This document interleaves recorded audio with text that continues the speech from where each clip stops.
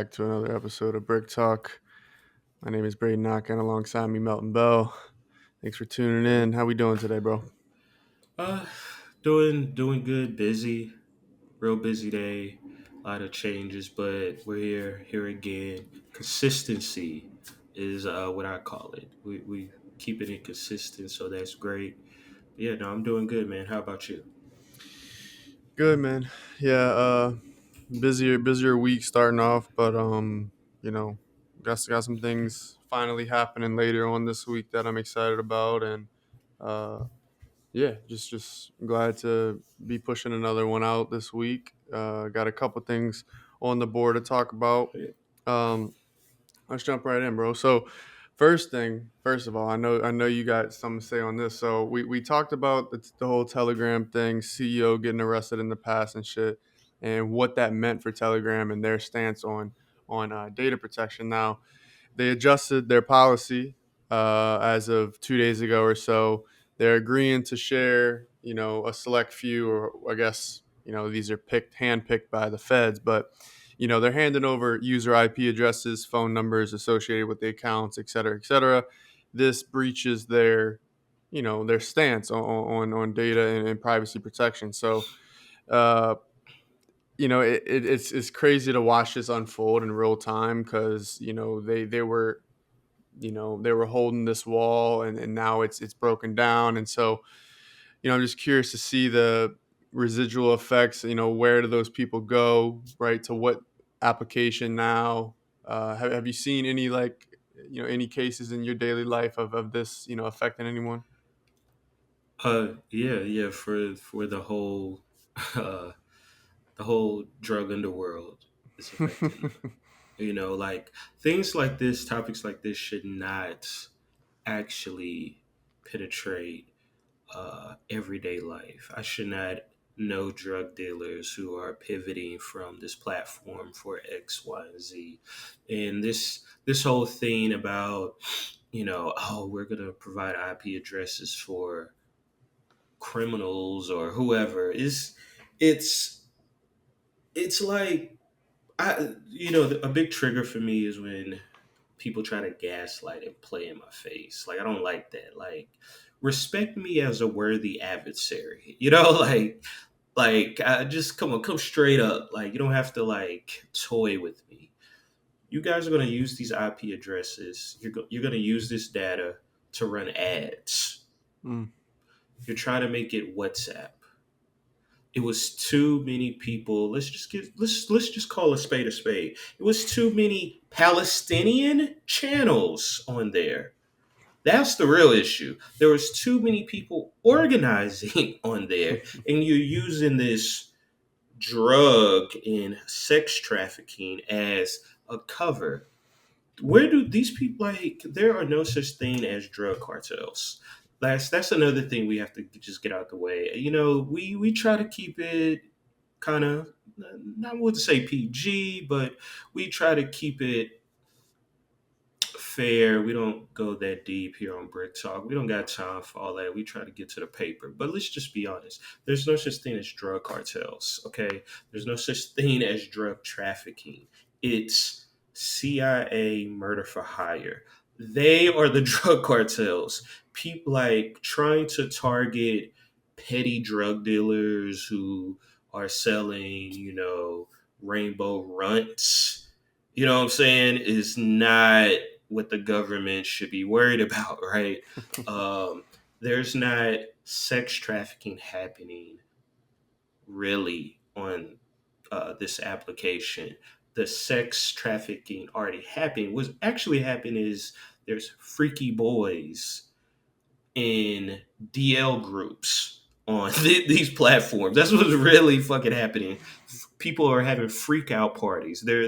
That's what's happening. And we're just like pretending like, oh, we're fighting crime. No, you are trying to censor Palestinian groups who are sharing information about like what's happening over there. And it's sick, bro. It's really sick. It's crazy. I hate when tech companies or these startups or whatever you want to call them actually been to uh, you know, they break their, how can I say this without not sounding already crazier than I already sound, but like when they go back on their philosophies and morals Mm, on why they get in a tech, that's something I think is very important to me. And it's honestly, that type of thinking is why brick by brick or brick talk, why we do what we do, is because we have a different perspective in how we help our clients, but also how we work together in the people we serve. So it's real gross, bro. They just gonna it's gonna be ads on there, bro. They're gonna run ads. You're gonna get on there, talk about LeBron and his son playing together, and then you're gonna see a bunch of ads about it. You know what I'm saying? Like that's what it is. That's what it's always been about. Making sure Big Brother can watch what you're doing. Sick, bro. I want to. Bro, we're really gonna have to get on some Matrix stuff. It's happening. It's coming. It's coming for sure. yeah. No, it's funny because like the situation that you kind of led with about the CIA, it reminds me of I think that's like how the second Sicario film starts. It's like they have this like black ops group or CIA bullshit, and they basically kidnap a cartel leaders in Mexico, their cartel leader's daughter, and pins it on a rival cartel to start a war. There's no doubt in my mind that that's just happening in real life all the time, you know. Yeah. You know, there's definitely probably some awful, right, some real terror shit happening on the app Yeah. that they do need to kind of take some steps to monitor. However, like you're saying, it's a bigger picture thing. They're moving away from their values and what they've been known for. So only a matter of time for the feds crack down and really make you hand over the keys and show. Yeah. Yeah. So moving forward, they're using artificial intelligence to monitor a team of moderators to proactively conceal problematic content from search results. So you know, be careful using that app. You know, I'm sure our listeners are just using it to get a fucking get weed or whatever, but just just be cautious of Yeah. what you use as always. But yeah, and speaking of ads, it's funny you mention it because to lead us right into our next topic. So YouTube has rolled out pause advertisements. I think this is wild because just Google, man, they just want their money, and then they can't resist from an opportunity to push an advertisement on you. So they've introduced pause ads, which basically means it's what it sounds like when you have a video on YouTube and you pause, say you had to pause it to do some shit, it will run an advertisement on the right side of your screen. Now the initiative is to be less disruptive. I think that's completely like the opposite. I think that it's just another reason to push the new DraftKings commercial in your face, or it's just Yeah. that's all it is. I don't know. Have you seen this on YouTube yet? I'm not sure if it's rolled out to every user, but I have not. I read about it. I have not seen this. Um, Bro, it's getting hot out here in the streets, man. They like it's sicko mode 3.0 for real, for real. Like somebody find Travis and figure out what the hell is going on, because you pause a video and an ad comes. So, do creators still run ads? And you can already pick how aggressive you are with the ads. You can set it like a certain level to it, and then an ad pops up. How are like even in our real life, like are we now going to be creating a whole new ads mm. that pop up? Like our little homie, we every time we get on social media, we see him pop up, right? So, bro, like what? Like what's gonna stop them for this?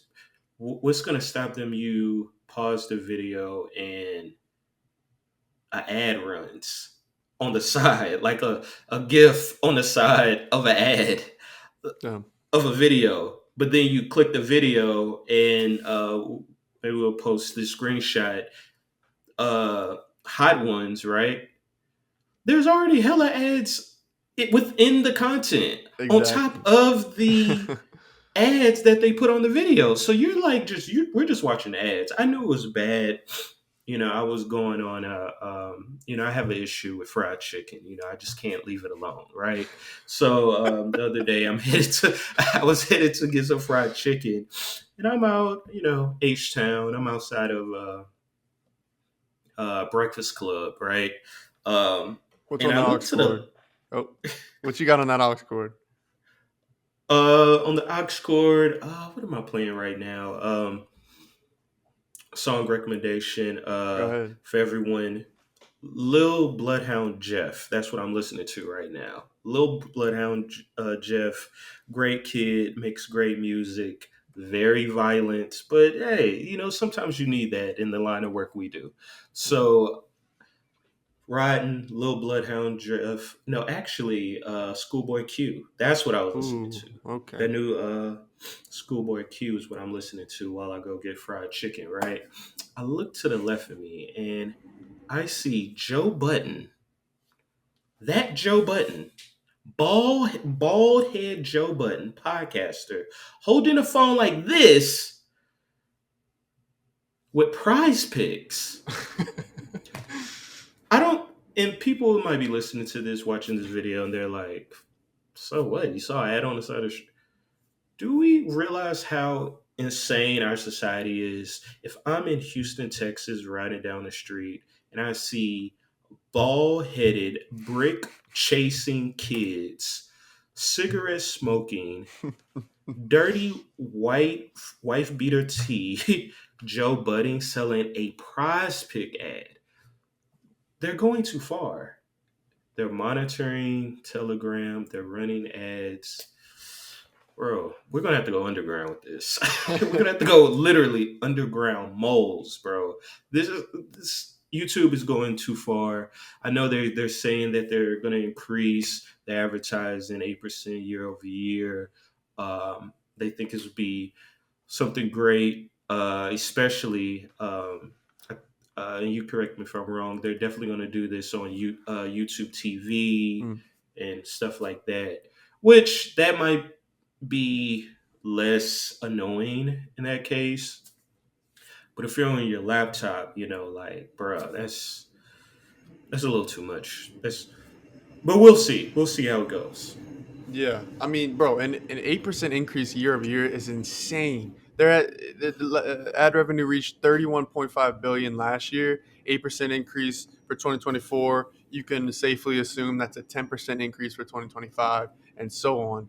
That's crazy numbers. Like, and I've seen like an argument made for like YouTube Premium, and like, and nowadays they got browser extensions and browsers themselves, et cetera, that will block these advertisements. But YouTube and Google, as a company overall, they're cracking down on this stuff. I have to cycle through some Firefox extensions for the ad blockers, but I've seen some good arguments on why YouTube Premium is the best bang for your buck subscription.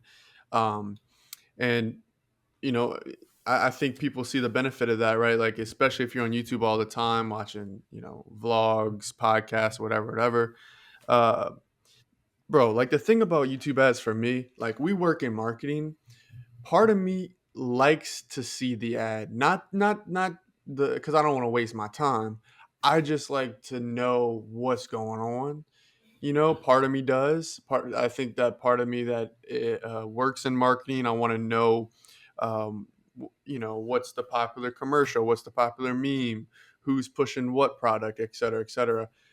But I would just like it to always be that 5 seconds at the start, and then I can skip. I really don't mind that. But then when Yeah. you throw in these, you know, ones that you can't skip that are 30 seconds long in the motherfucking video, and then you got ads that come up when I'm pausing the video. It's too much. It's too Yeah. much. It's too much advertisement, stimulation, and you know, obviously, this is common sense, but it says, their strategy to maximize ad revenue. There's advertisements all over, right? Footer website, sidebar. So yeah, man, and then plus like when most people nowadays have like smart TVs, you go on YouTube on there. There's no, I mean, unless you got like a bootleg one or a hacked one, you don't have a browser extension to skip it. So you got to sit there and watch these like minute long, 30-second long, ads that you can't skip. So yeah, we'll see how this is received. I'm sure this just is going to result with more money in people's pockets, the people Yeah. pushing advertisements. So yeah, but cool, man. Well, let's wrap this one up. Let's make this one a quick one. We got any recs this week?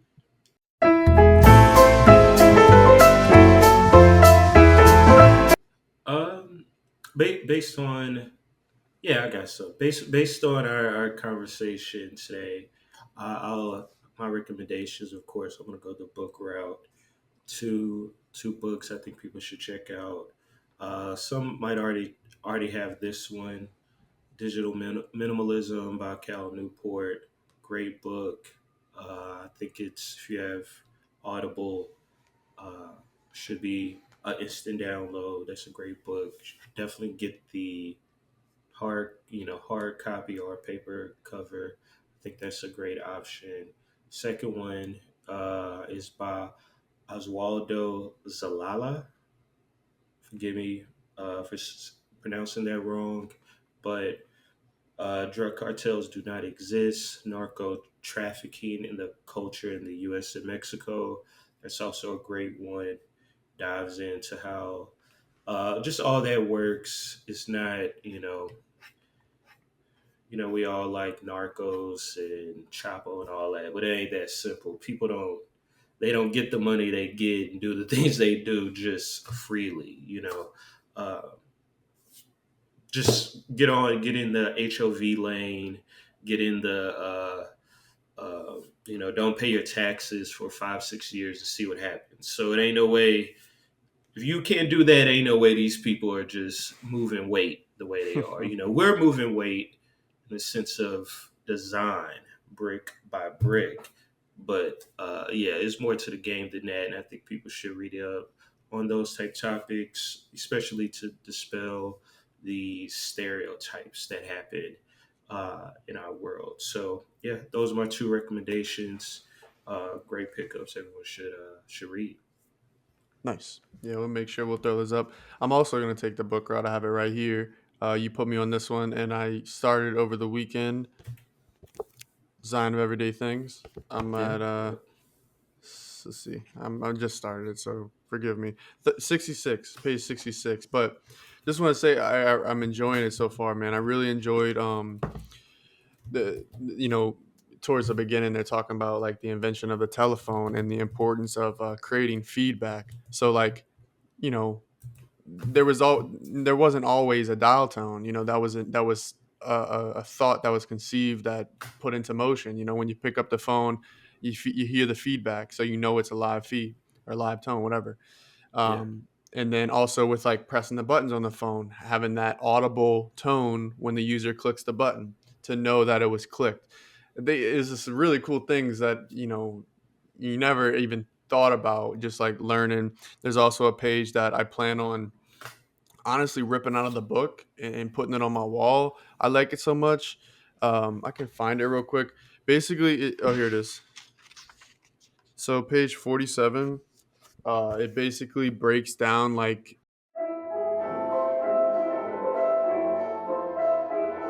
you perceive a notion or something that happens in the world, and you base that off of your feelings and related to your life experiences, and then you evaluate it. It goes up into your psyche, whatever you evaluate it, and then you execute based off that collection.